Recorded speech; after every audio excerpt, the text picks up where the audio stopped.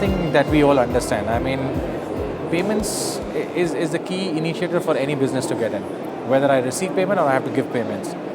Over a period of time, I think looking at the financial sector overall, I think with the kind of products that have been made, keeping payments around it, whether we look at accepting it across or the channels that are put across making payments more seamless has become a very important thing for every particular technological company or let's say a financial institution at this point of time.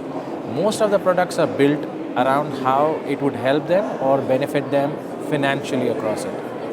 So I mean, it's what I see is the whole idea of understanding payments has become very common at this point of time. I mean, it's not difficult to make any guy understand what payment technology is about. I mean, if I go to a Bakala, for example, the guy knows what he's doing. I mean, if I tell him this is a card to be used, and he's going to ask me, is this a credit or a debit card? Which means the guy knows the difference between a credit and a debit, which has really made a difference to everybody's life. I mean, no more physical cash carrying everywhere.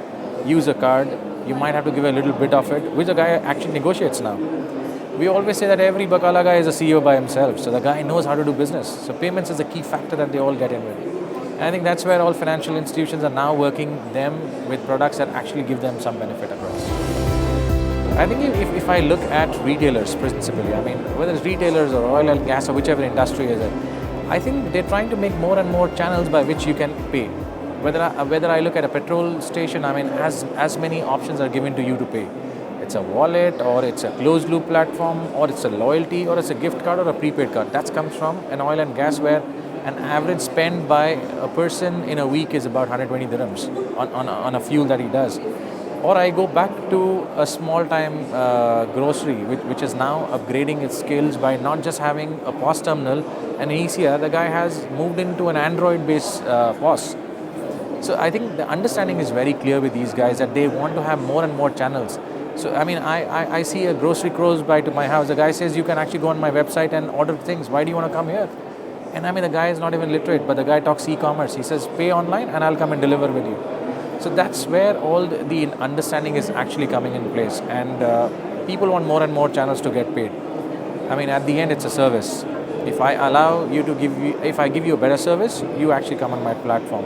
And I think that's been a key initiator that everyone is now moving in. More channels at the end of it to just make payments for them. I mean, I can change, obviously anybody could change. I mean, when we look at any kind of disruptive technology like mobile banking, internet banking, I mean, earlier we were all reluctant in using it. Today, it's become an ease of power. So, I mean, if a guy like me who is not using internet banking has moved on to it, obviously the guys who are at the lower end, when I look at any kind of industry, they're all into it.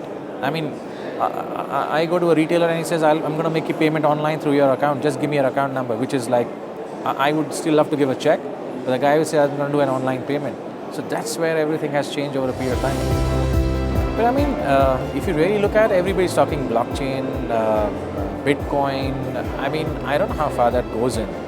I mean, we're still very short of an infrastructure here. This is what I always say.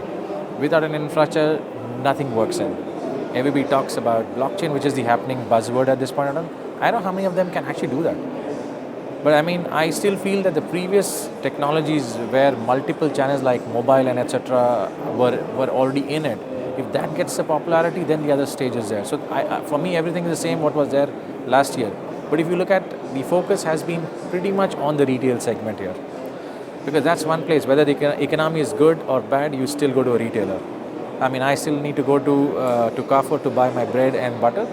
But even if I'm not doing well in the economy status, and that's where I think I have not seen anything different apart from blockchain and Bitcoin that anybody's been talking about. So we're way far to come to that place at this point in time. I think let's get the old technologies back in place, which has not yet been used. If that comes in place, I think blockchain and Bitcoin probably certainly could be one additional factor that we have.